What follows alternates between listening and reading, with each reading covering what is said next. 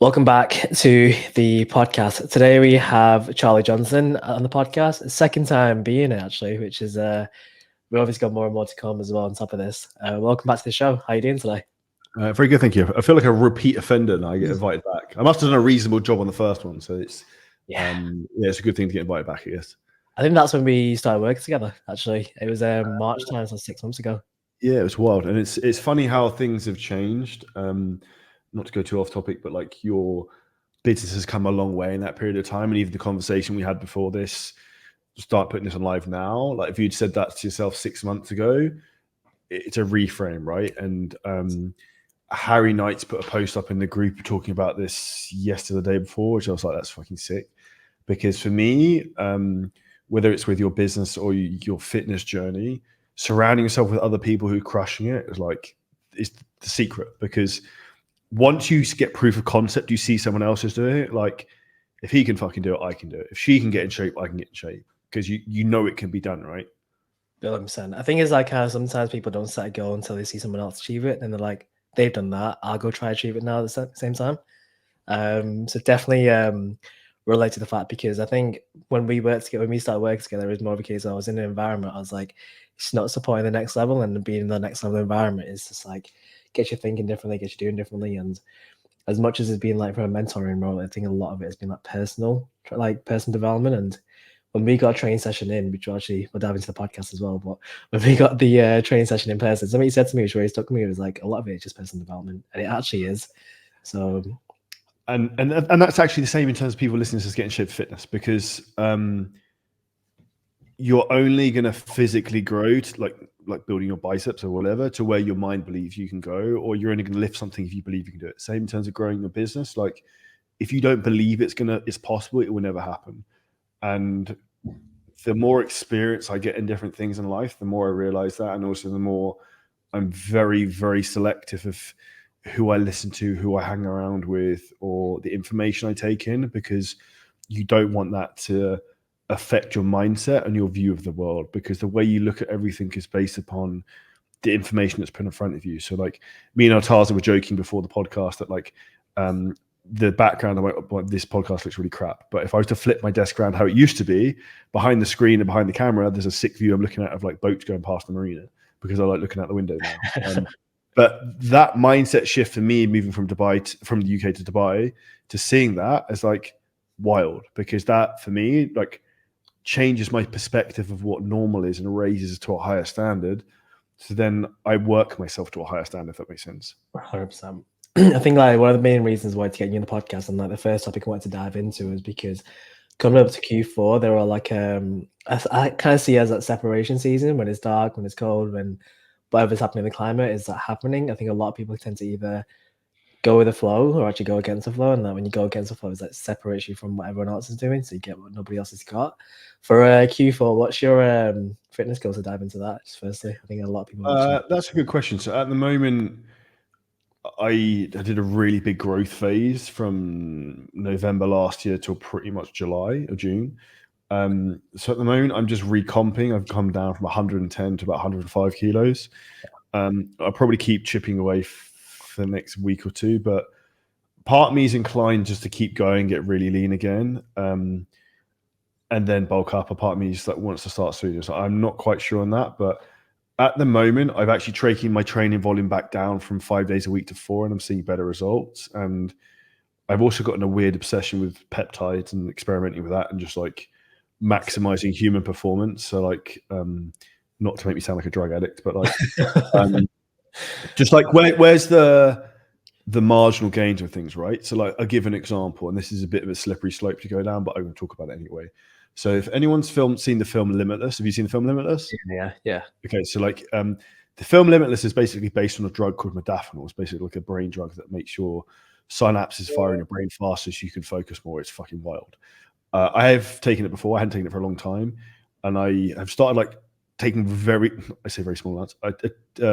Modafinil tablets, 200 milligrams. I started like doing like 25 milligrams, almost like an eighth of a tablet.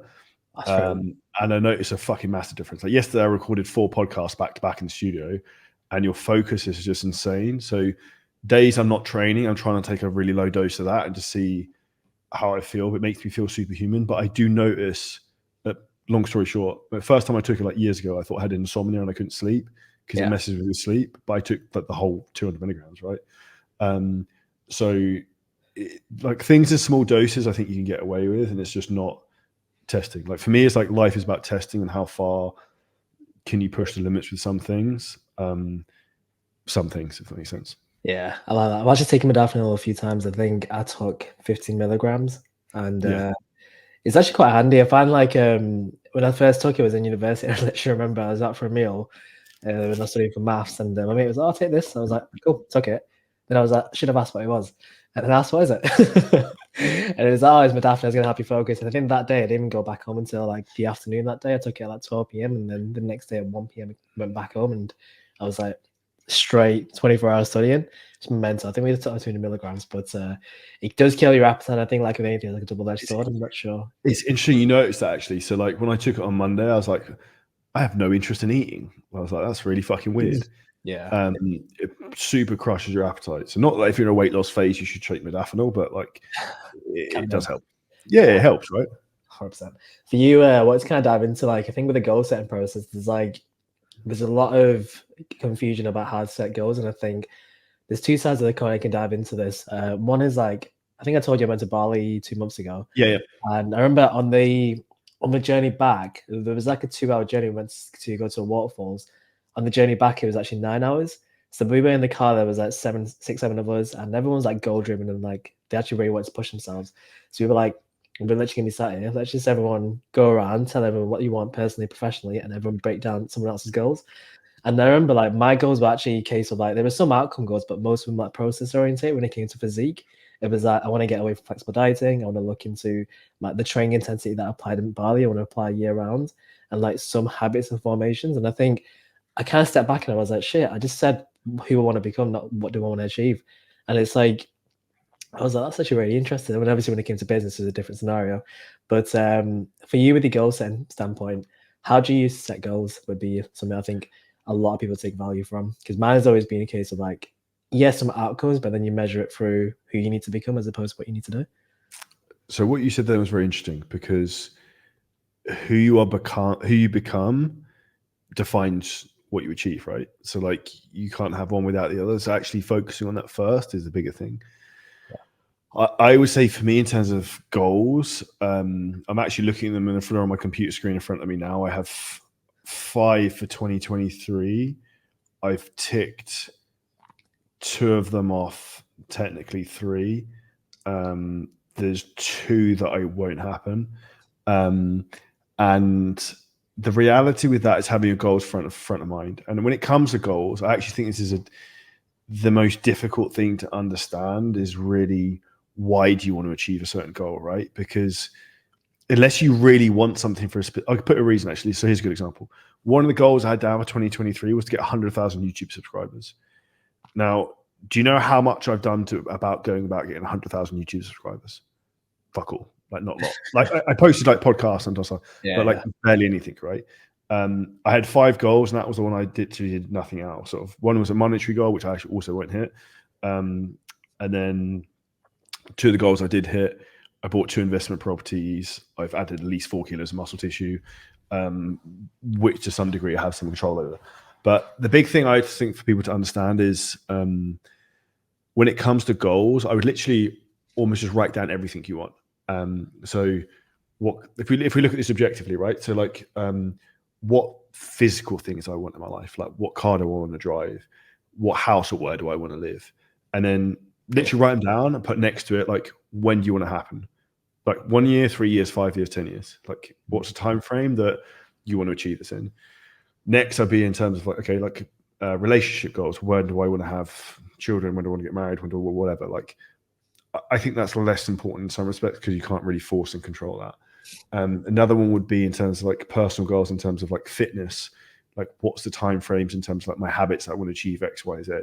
And I think when you actually like look at longer term horizons and goals, you actually get better results. Whereas I think most people, the max they'll ever look at is a year. And I tend to think always 3 to 5 years. I actually think as well, in my opinion, I've noticed this, your entire world changes in 3 years. And I almost have noticed at the moment I'm going through a big change personally in terms of the way I see the world and maybe what I want. Maybe it's my age, that I'm getting older, that I've noticed my perspective on things have started to change. And I think that's an important thing for people to understand, because the goal you have right now is probably not going to be the same goal you can have in 5 years. And that's okay. But what you just also have to understand is a longer term vision of like, okay, if 80-year-old Charlie was sitting here now, would he be happy with what I'm planning to do the next 12 months? Would he be like, that's a really good use of your time, if he was advising me?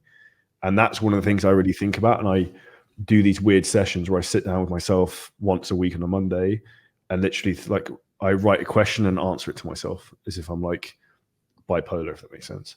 That's a good way to do it, to be fair. Self-coaching.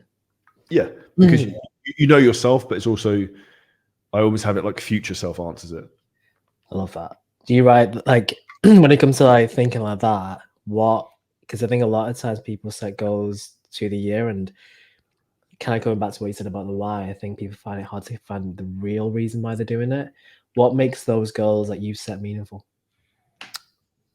That's $1 million question. And that's what I actually said to you earlier in terms of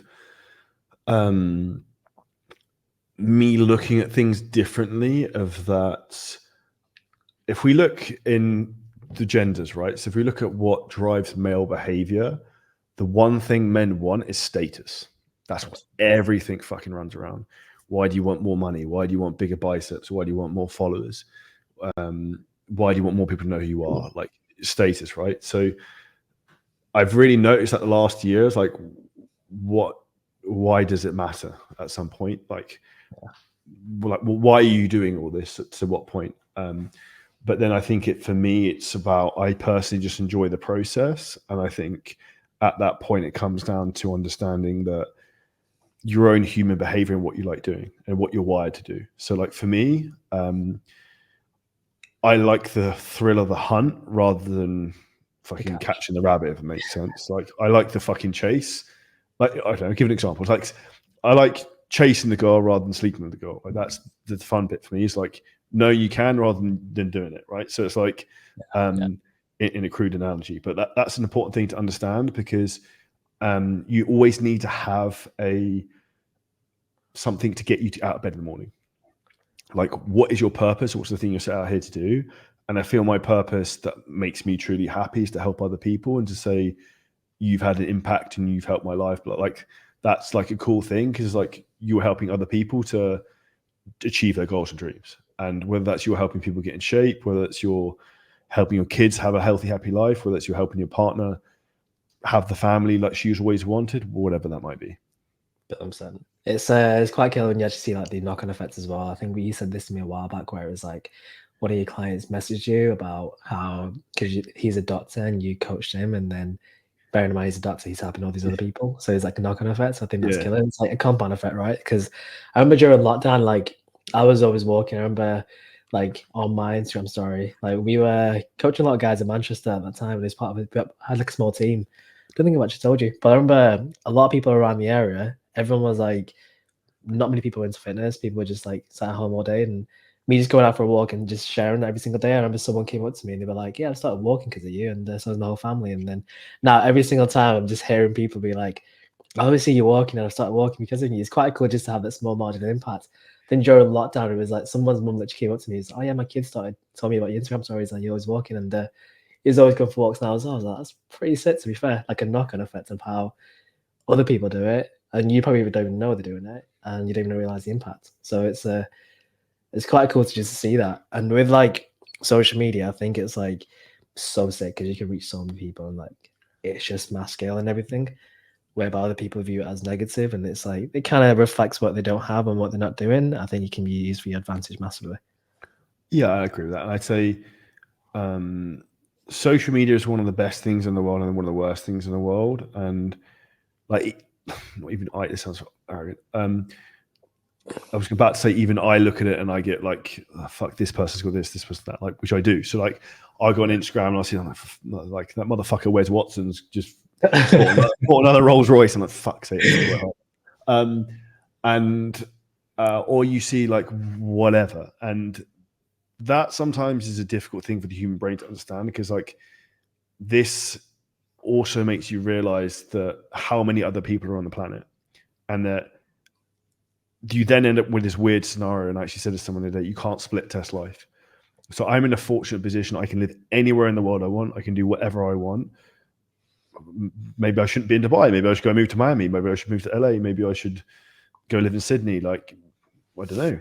Like, and then you always end up this like weird paradox in terms of like what would my life be like if I just moved to like Auckland and did something random? Do you know what I mean? And I think that can go down a lot of rabbit holes. But I think the important thing with social media is just making sure that you follow the right people who give you the right impact and value. And the biggest thing that I'd say I see in particular for people in the fitness niche, there's a lot of people who don't practice what they preach. I'll give you the best example of this I remember, like distinctly, maybe like 2018, like Body Power. I had a lot of friends who were on exhibitions and like superstars in the industry. People queuing up to go and like see him over that weekend for being a fitness influencer, but they're out of the night, like Friday, Saturday night, doing cocaine, doing loads of drugs and doing whatever. And you're like, the smoke and mirrors of what really goes on is what people don't really see. And there's very few people who are congruent to what they actually do, if that makes sense. 1,000,000%. It's so funny you mentioned that, because I remember, I'm not going to name the person, but they're a fitness coach, and I was speaking to him. I was like, oh, how's your training going? Kind of felt like I love it for the last few years. I was like, oh, what you aim towards? Oh, nothing. I only go to the gym to film content. And it's like you literally said this to me a while back, is like, if you're a fitness coach, you kind of have to be into fitness, right? And it's like, you kind of got to do the work. And I think in that sense, it kind of reflects in terms of how good their team is doing, how good their clients are doing. Like, one of the biggest reasons I work with you is because like you're living it, breathing it, doing it. And I think a lot of clients, when they work with a coach, they want to see them do the same thing. So like, when I started taking my training seriously, I found a knock-on effect with all our guys and girls. And it's like a case of like, just by giving advice, congruency. You're not just kind of giving like inspirational opinions, but you're actually giving general advice that really applies, and it's real world. Because anyone can say, do this for your diet, do that for your diet, but they're not doing it. And it's like, you're just spitting out bars and just making noise with your mouth, right? So, and this is the human reality of human nature, right? We often can't take our own advice, which actually, you know, what I said earlier, I sit down and coach myself, is because I realized I had a lot of things that I could improve on, which you can always can. I was like, you're a smart guy. Why didn't you just like sit and think and actually like take time to think about this, and you'll probably get ahead a lot quicker, right? And I think the two biggest skills for people to understand: one, theory and practice are completely different. In theory, some things seem like a great idea. Practice, they never are. And then the reality is that like most things are also a lot harder than you think they're going to be. Like the reality is, you think you'll get in shape in 12 weeks, you'll get shredded, and but then you got your sister's wedding, and then it's also your birthday, and then like you get COVID or whatever. Like, so give yourself more time than you need. And the same thing applies to business, as things are never as straightforward as they appear. Things will always go wrong. And I also find that with someone might say to you they're doing X, Y, Z and they're killing it, and it's a really simple strategy, but then they didn't mention the one thing that you also have to do that's really complicated to pull it off, if that makes sense. Yeah. I think also with like, to kind of touch on that and boulder it, is like a lot of people kind of have the arrogance of like, they think they know what they need to be doing, and they already feel like they know everything they need to do. I love this as well, because like, did you know Pure Gyms? Yeah, of course. So the trainers are horrible. Sorry if anyone's listening, but like, you'll get them do. I remember the first time I went to Pure Gym and I was working there, spinning fuels.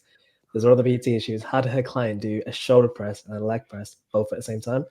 So you're extending your elbows and your legs at the same time. I was like, oh yeah, welcome to Pure Gym, right? It's you see things like that, and I literally had members say to me, "Is like, I know more than all the PTs here."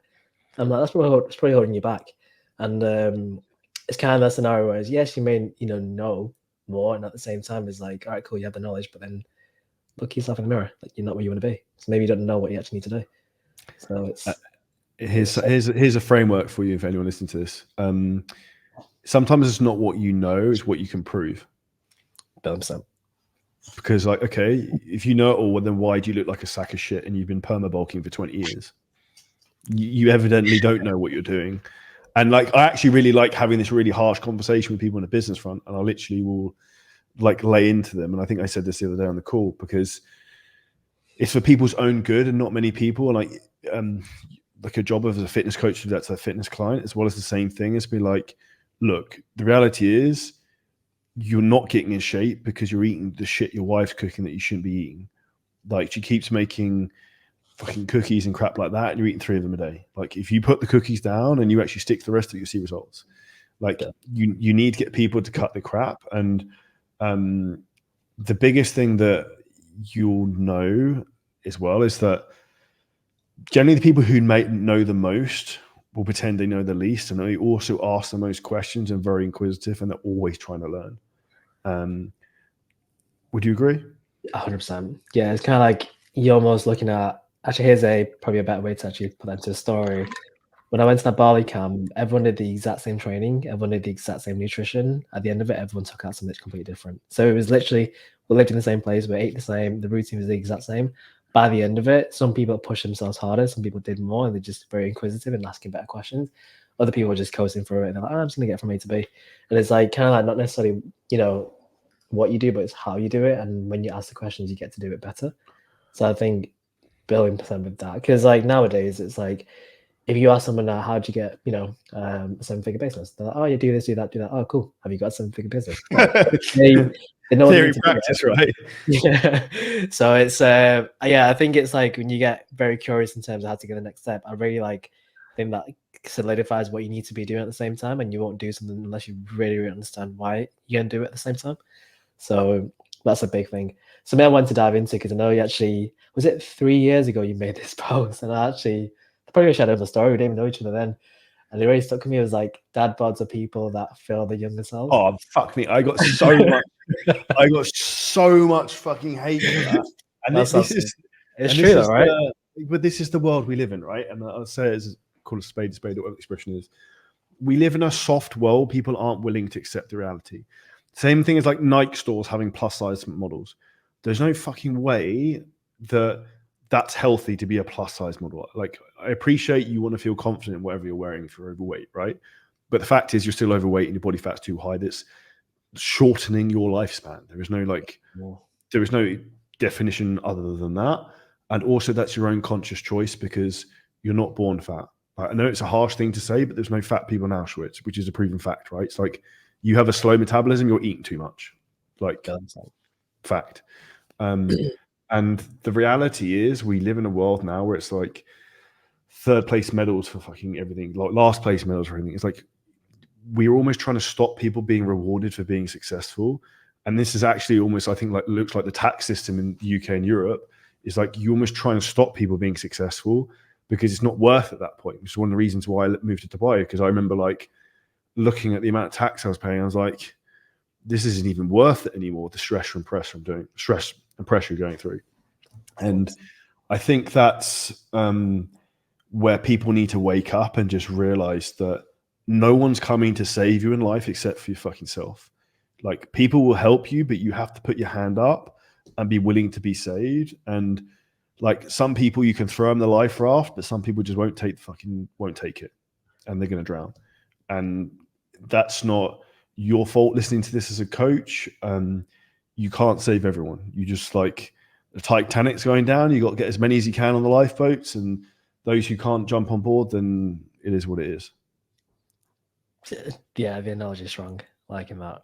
It's my biggest motivator came from me seeing how other people let themselves go, and I was like, that's exactly what I don't want.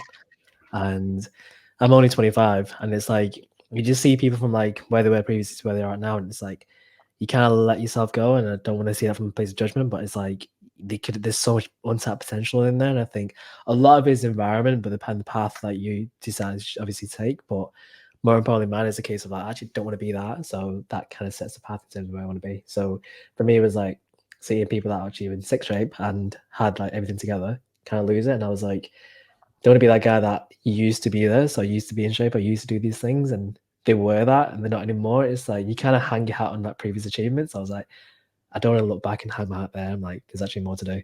So I that's remember someone saying to me as well, not to cut you off, but that you can't be a millionaire and be in really good shape. And I was like, well, and I know where they're coming from, but like the reality is you can do everything to a certain degree. And it just comes down to actually anyone listening to what's in the secret, whether it's your fitness or your business, it's coaching. I have a coach for fitness. I've always had coaches helping me for business. I don't really have anyone at the moment, but like I've worked with probably 10 different people so far.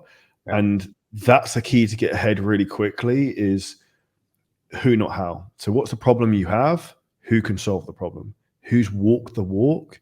Who understands the theory and also the practice? So like if you're a busy professional and you want to get in shape, then Irtaza is like, he understands that. He can help you. Knowing someone who's actually done the thing, who can actually is relatable to you, it makes a big, big difference. 100%. It's kind of like how you said it one time where it was like they're heading towards the Titanic, they're heading towards the iceberg, and you're like, right, avoid the iceberg, let's go somewhere else. And it's like just knowing the things you want to obviously avoid, and like you can learn a lesson without the scars. So like if you can get the clients to not hit the iceberg, that's exactly what a coach does, right? So it gets them moving ahead. And also, I think getting in shape is a very, more than people realize, emotional and a personal development process. Like as much as people think it's physical, it's not, because you're not gonna like turn up to the gym when you're supposed to if you haven't got the discipline to do it. You're not gonna take your stuff to work to go to the gym afterwards if you've not got the organization to do it, and you're not gonna like build these habits. And actually, something that frustrates me a lot is people say, "Oh, you shouldn't change too much in one go." I actually disagree. I think you should fucking clean slate and be like, look, Irtaza, this is the person I want to be tomorrow. I want to get in the best shape of my life. I want to completely change who I am. I'm going to put a line in the sand. Tell me exactly what to do, and I'm going to fucking do it. That's the conversation people really need to be having with themselves, rather than mollycoddling around and being like, "Oh, I'll do an extra 1,000 steps this week." It's like dipping my toe in the water, and it's like you need to rip the Band-Aid off and jump in with both feet. And the saying I really like is that if you leap, the net will appear. Because like when your back's against the wall and you need to solve a problem, you solve a problem, right? So like if you just go at something all out and you focus it on one day at a time, it'll come. And I think too many people, and I see this from a business perspective, like I wake up every day probably slightly overwhelmed, stressed, and anxious. And I don't want to get up. And I still just get up and just do it anyway. And I've done that for the last 7 years. And that becomes normal, right? And that's the reality of what you have to do if you want to be really successful and you want to progress. Because if you're happy staying stagnant, then cool, you can do that and you're not going to have to do that. But if you want to get to the next level, you're going to have to seek discomfort and seek pain to do that, which is the reality, right? 100%. It's have you seen that photo of there's two wolves? One's got one arrow in it and he's on the floor bleeding. The other one's got 20 arrows and he's still standing. That really like reminded me of that. And like sometimes what you think is hard now is so much easier later, and what's easy now is actually hard later. So that when you choose that hard right initially, it just makes it so much easier later on. It's like kind of like time and attention with anything. Is that time and attention with like how much you can work, how much you can do. Previously, what would have broke me was like an 8-hour working day. Now it's like 8 hours is like the minimum. Like it feels like I'm not working under 8 hours. There's a part of my life where I remember it was I'd wake up at 4:30, get to Pure Gym, do PT, work from 9 till 5, come back from the PT. I had to get a bike because they can't get stuck in traffic because I had like 10 minutes between things.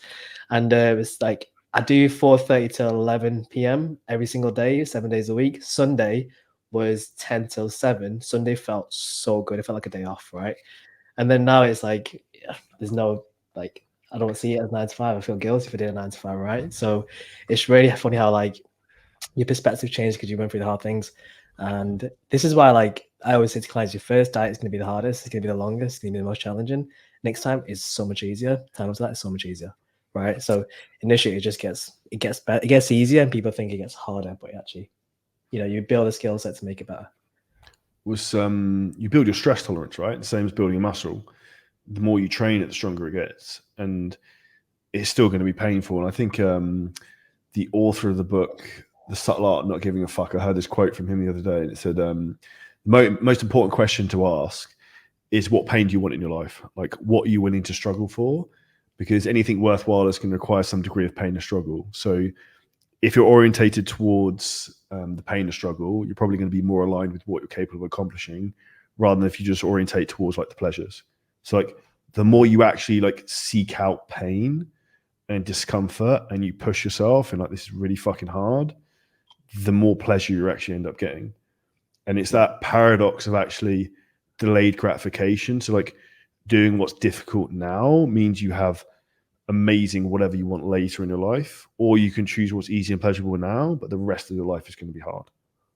100%. Have you seen that frequency chart? No. This made the world of a difference, and I realized it. I think Wes Watson speaks about it a lot, and it's like you've got a frequency chart, and it's like at the bottom of it is guilt, at the top of it is like joy, abundance, positivity, gratitude, and like working hard. And like when people skip training, there's the diet again, they've got things they need to do, but they don't do it. They're operating at the lowest frequency of guilt because they've not done those things. And that's the lowest frequency you can go into. Like something small is like you said you're not gonna have a drink and you have a drink. Something's like, you know, you said you're not gonna smoke weed, you smoke weed. You hang around those people and you feel guilty for doing that. So your frequency is down here and you operate in the lowest state. That itself made such a big difference to like my level of motivation. So like I know for me now, if I don't get work done, if I don't do the things that I say to you I'm gonna do from a business perspective, if I don't get my training in, I'm at my lowest frequency. And like I'm operating from guilt, whereby if I really want to have a better frequency and, you know, match that with the things I want to achieve, then the work needs to get done. So that for me is that if I say I'm going to train at 4 p.m., I'm going to train at 4 p.m. Because I just find like if I don't, after 4 p.m., my frequency is right at the bottom. Is the guilt is the lowest level of frequency. I think it's at 20 hertz or 30 hertz. And it's that diagram. It's worth Googling for anyone listening as well. It's just made such a difference. I've actually got it saved as my like lock screen. Because that Do you know how you get confidence in life? I can throw a lot of answers doing things. Keeping the promises that you set for yourself. Oh. And then also accomplishing stuff and then stacking it up. Because that's how you get certainty, right? Like I used to be really unconfident and introverted when I was younger. And then when you start to like achieve stuff and you start to win, you're like, you've got this track record of all this shit that you've done. You're like, well, I've fucking done all this. I can keep going. And it's one of the reasons why I'm not overly flamboyant, but like I bought like a really nice watch recently, like a Rolex Datejust full of diamonds stuff. It's cool. But like if I'm having like a shit day or I'm stressed or like whatever, I put it on and I'm like, you fucking got this. Like you fucking done all X, Y, Z. And like I put, like I've applied for another one, but we put a 2 Comma Club award. Like as I come out of my office, every time I go out, I fucking see it. And I'm like, it's those mental signatures. Like my office, I have one thing is like an American Express $100 million no limit thing. The other one is like a brain, which says it's like a big gold brain split in two, which is like think outside the box. This is all these things are like subtle signals to you, like in your environment you're in all the time of like confidence. You've got this. Because one of the biggest reasons people aren't successful with fitness, business, relationships, whatever it might be, is a lack of confidence. Like no one's ever failed because they've been too confident. Like reality. Like they've been failed because they've been underprepared because they're too confident. But like a reason why a lot of people do fail is because they lack confidence. They don't try. You're better off trying 1,000,000 times than failing, because the more you try something, the more you fail, the quicker you learn. It's that feedback cycle, right? Whether it's like in training about how to do an exercise correctly, whether it's about like what type of diets work for you, whether it's about how to set nutrition so you don't fucking fuck it up and end up cheating your diet. Like I found that really hard for a long period of time. It's like, how do I get out of the cycle of like eating crap food at the weekend? Like legitimately from 21 to 26, like from Friday night till Sunday was like, just eat whatever I want. And I wondered why I never made progress. And that was the one thing holding me back. Interesting. Here's a question I'd love to hear the answer of is, where do you feel like you lack confidence now, if anywhere? This is probably not, I'd say I lack confidence. I'd say I lack clarity in my personal life. And what I mean by that is I find it very difficult sometimes to be very successful at business. You have to be very logical thinking, very unemotional, very strategic, of like bang, bang, bang, very efficient. in your personal life that you basically want to be the opposite in terms of a personal relationship, right? You don't want to be super emotional. yeah. You don't want to be like super, like my brain is so logical thinking all the time that it doesn't help. Yeah. And also I find it difficult to, like, you can't split test your personal life, right? So it's like that, I would say, is not a lack of confidence, but I find that difficult to think of where do I want to go in life. But that's probably an age transition I'm going through, because I think everything in life changes. I'd say areas I lack confidence is probably, I don't think I lack confidence. I feel like I could do anything now because I have the ability. Do you know what the ability is? And this is the biggest superpower anyone can have.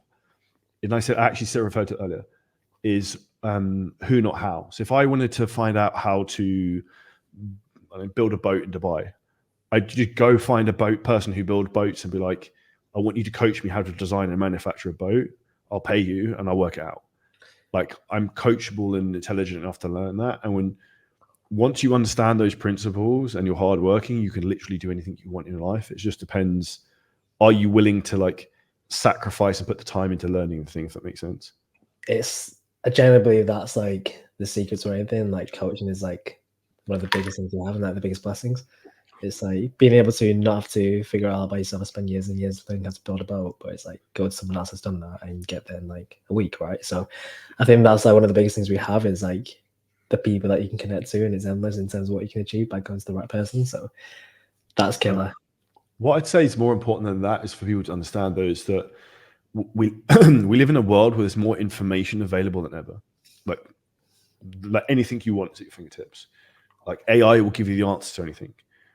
But we don't live in a world of a lack of information. We live in a world of lack of implementation, because most people spend so long fucking about like actually doing the work that they procrastinate, and they sit on the balcony and do yoga and do stretching, and then they've got to go to the sauna, and then they've got to go for a walk for an hour, and then stroke their cat or whatever before they start work.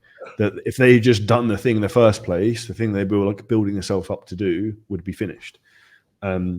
So I think a lot of people procrastinate too much because they're too afraid about slaying the dragon that needs to be slayed. I'd say one of the best pieces of advice you could give anyone is like, whatever the hardest thing is you need to deal with every day, deal with it first. And that's one of the things I used to do in my sales job in real estate previously, was like, whatever the shit task was I had to do that day, I would just do it first. Because then, like, you've slayed the dragon, that's done. Whatever the problem is, the day is going to get easier. Because otherwise, you've got the dread of like, I've got to fucking deal with this problem later on. Yeah.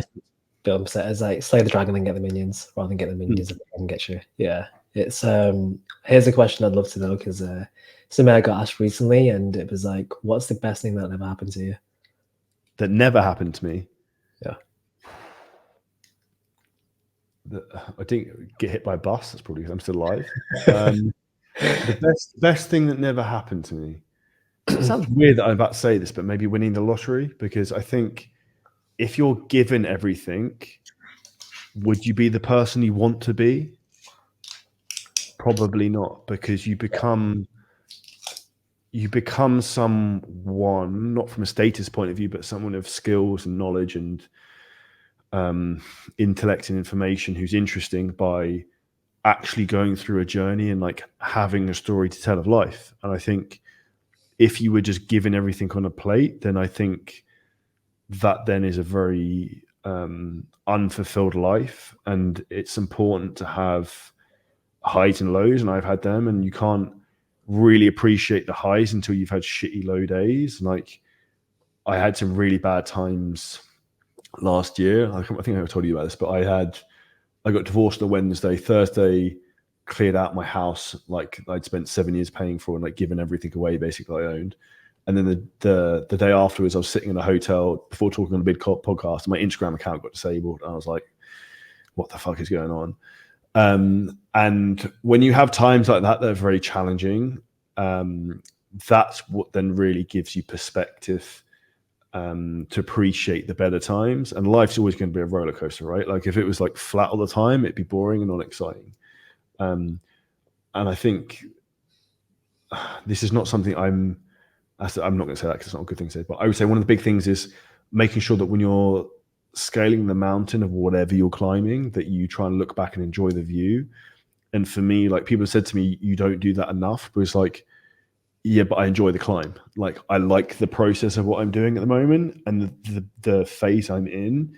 And when I want to go and sit on the beach in Thailand and drink cocktails and do kickboxing all day, then I'll do that. But at the moment, I'm in the phase where I want to grind, and if that's what I want to do and I enjoy doing, and that's what I'm going to do. If that makes sense. Like, do you? And if someone says to you, you need more balance, then it's like, then maybe you don't need it right now. And like, when you want to go and get more balance, like, I run to the point where, like, at the weekend, I went to the beach for 2 days and chilled out, stayed at a hotel, and then I'm good for probably another 3 weeks, and then I'll do the same thing again.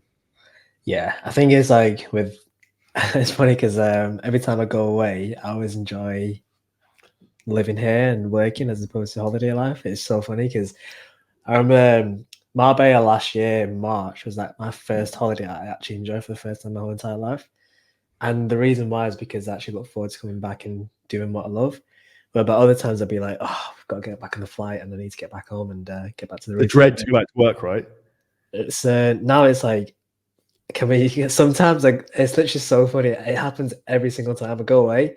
And I'm like, gosh, I just get the same flight home tonight. Every single time. It never goes away. Every time I've been away, I'm like, oh, let's just go back home tonight. As soon as I land, I'm like, oh, I'm here. It's like, because I love the routine of not being away as opposed to being away, because there's no escapism. So it's funny how that happens. I think that's good though, because that shows you're fulfilling your purpose and you enjoy what you do, right? It's like, I have a day not quote unquote working and I want to get back to work and I'm chomping the bit because I enjoy what I'm doing. I'm very passionate about having the ability to impact and help people and help people get to the next level. And I think when that's your truest value, is serving other people, that's when like the best version of you will come out and you'll be the most motivated. Because I've been there before where like I was doing really well, but I wasn't really motivated. I sort of lost my purpose a bit. And I was like, not get out of bed till 7:30 a.m. because I was like, I can't, not it was too easy, but I was like, I'm just not, nothing excites me. Yeah. And if there's nothing to chase in life, then what's the point? Like, you get one rodeo at this, so it's like, you might as well go big, right? 1,000%. Here's jumping onto a different topic. What's one thing that you've always wanted to speak about but never been given the platform to? Oh, that's a deep question. One thing I want to speak about this one out. Something that comes true to mind is just the weakness that people have in their ability to push themselves and take on the fear of, and what do I mean by take on the fear? I mean the fear of who you could become, right? So like, I speak to people all the time. I'm like, you literally just don't have the minerals for this. You say you want something, but you're not willing to do what it takes. And the reality is I feel like shaking these people because like they don't know what they don't know. And I can see they could do it, but they just don't believe in themselves. And I was that guy until I was like 27. And then when you suddenly start achieving stuff and you start thinking who, not how, you get coaching and like you see behind the curtain of like the way the world really works, you're like, this is bullshit. Like, why is 99% of the population working a 9 to 5? Why are all of you listening to what the government says? Why do you believe everything the news tells you? Why do you believe everything the doctors tell you? The whole world is basically a lie when you conform to what the system tells you. And as soon as you actually learn the ability to think critically and have the minerals to stand up for yourself and actually realize that you can do whatever you want in life, then you can do it. And I think that's the big thing that I feel I haven't probably spoken enough about, in particular to men, is that too many men die having never even spoken about the dreams of what they want to achieve. And I never told anyone what I wanted to do because I was too shy and embarrassed to say what I wanted to achieve. I just went out and did it and then talked about it afterwards. I didn't know how I was going to do it, but I had an idea of what I wanted to do. Yeah. And I think more people just need to just like, what's the worst case scenario? Like you go and try and do something, it doesn't work, you're back in the same fucking position you were in the first place. You've got nothing to lose. Whereas like, if you become successful, you've got a lot more to lose at that point. True, right? Yeah. I think that story about you mentioned this a while back in a podcast as well, so that really reiterates the message. It was like, go try this. If it doesn't work, you'll go back to the previous job. And it's like, cool, we've got nothing to lose. We're still here, but you've done something, right? So it's like kind of backing yourself. I think it's just like, I learned this as well. And I think the start of the year is like trying to set goals out too low. And I think we spoke about this recently. Is like your goals are too big enough, and having the ability to back yourself and be like, I'm actually going to be able to do this, and I'm going to find ways how to. It's endless, right? So yeah, quite looking forward. And it's the compound effect, and the biggest perspective shift you can ever have is just surrounding yourself with people who think bigger and people who are better than you. So like I currently spend my life trying to find people who are ahead of me who I can hang around with, because I'm like, I can learn stuff from these people, right? And it makes me see the world on a different level and think differently. And that's when you see behind the curtain again, like the next curtain, you're like, shit, this is how the world really works. But so many people just don't understand this. Or I think we're almost like scared to, because a lot of people know, but they just don't want to admit. They like put their head under the duvet and like, I'm just going to stay here in the safe 9 to 5 with stroke the cat and pay the tax and live in the grey and rain, rather than go and like live the life I want, if that makes sense. Yeah, have you ever struggled to break like a easy way to say this? So last year, I finally bought myself a nice car for the first time. I've always wanted something that's broken, that doesn't work, because I was like, if I see that every single day, it motivates me to work harder. It's not even a nice car, but it's like it's a Mercedes A180, and it's funny because I found it so hard to buy that, because I want something broken that reminds me every single day to work for something. And the moment I got it, I was like, shit, like it feels so uncomfortable having this now. Did you ever have that at any period of your life where you're like, I tell you what was a perspective shift. When I first moved to Dubai, and then I have like a pretty baller apartment. It's like 3-bedroom, 2,000 square foot, massive balcony, bang in the middle of Dubai Marina, like one of the best apartments you're ever going to see. And you're like, this is where I live. I'm like, fuck me. And I think back to where I came from, and I was working in a shitty little shed in my office. My office was a shitty little shed in my garden, which had like, in the winter was like arsehole cold. In the summer was like beyond hot, because it had like a black flat roof on the top of it. And I think like that's where I came from. I was like, this is pretty cool. And I was like, if that's what you can do in 5 years, I'm like, where are you going to be in 10? And I think, I said to you earlier, that's what gives you confidence and certainty, is seeing what you've done previously. And also when things go wrong, is knowing that you'll be able to get yourself out of that position. Because the reality is there's going to be challenges at points, and it's how you dig yourself out of these that's really going to define who you are and the trajectory of your life. And I say the limiting belief for me was that I deserve to have this, and I've worked for this, and that whatever I get next will be down to me deserving it for the amount of people I've helped. Because the more people you help, the more successful you become as a byproduct. Mic drop. Let me ask you a question. What's been the biggest mindset shift for you Since working with you? Just generally last 6 months. That doesn't have to be related to me, just generally. Because I would say you've changed as a person, because I think I've seen you connect the dots, because you asked me one question, and I just think it was probably a month ago when we trained, and it was like, because you're thinking differently. Because you asked me, do you think I need to focus on my own physique and get a better shape to improve the business? I was like, 100%. And I said to you, which is you said earlier, it's like, it's a personal development thing. You want to become the person who has the business. Because if you become someone so fucking good, you have a gravitational effect. You pull people towards you, right?